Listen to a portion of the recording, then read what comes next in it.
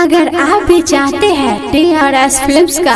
Audio video सबसे पहले आपके पास पहुंचे, तो लाल बटन दबाकर चैनल को सब्सक्राइब करें और बेल आइकन दबाना ना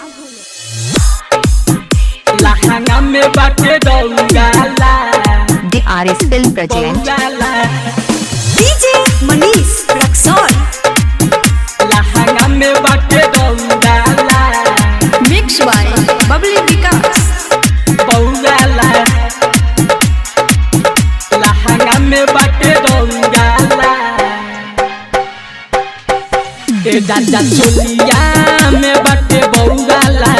लहंगा में बाटे दौड़ाला ए दादा चोलिया में बाटे बौगाला लहंगा में बाटे दौड़ाला आ दूधे हटना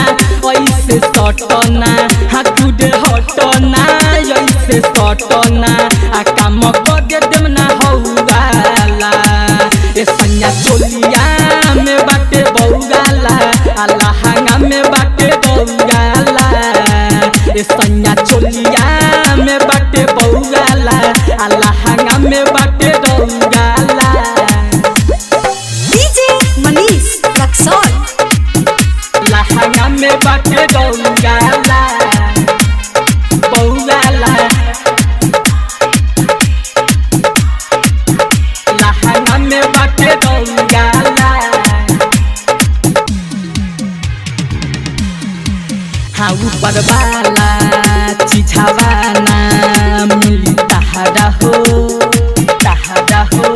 मिली तहरा हो हाँ नीचे वाला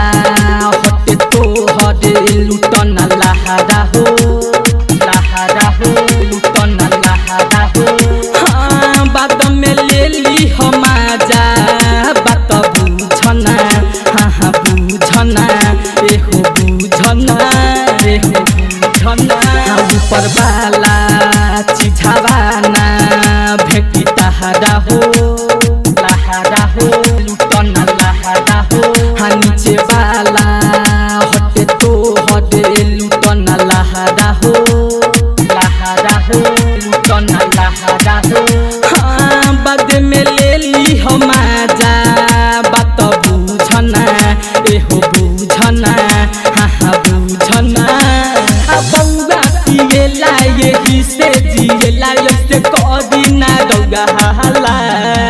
ए सैया चोलिया में बाटे बौगाला लहंगा में बाटे दौड़ाला ए सैया चोलिया में बाटे बौगाला लहंगा में बाटे दौड़ाला डीजे मनीष रक्सौल। लहंगा में बाटे दौड़ाला बौगाला लहंगा में बाटे दौड़ाला हाँ बात मानो ऐसे न ठानो दोन साजा हो दोन साजा हो हाँ जाके बाद में ली हम आजा सुबह से राजा हो सुबह से राजा हो हाँ चढ़ल जवानी के पानी नागी राजा हो नागी राजा हो नागी राजा हो नागी राजा हो बात मानो ऐसे न ठानो दोन साजा हो दोन साजा हो आके बाद में ली हम आजा दिल्ली पर राजा हो दिल्ली पर राजा हो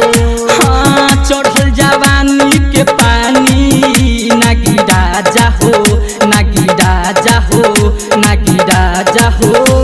हिगाइटर नेपाली बनना बावाली मजा मिली ना हौगाला ए राजा चोलिया में बाटे बौगाला लहंगा में बाटे दौड़ाला ए सैया चोलिया में बाटे बौगाला लहंगा में बाटे दौड़ाला रे मन जाना हो। Apple recording studio.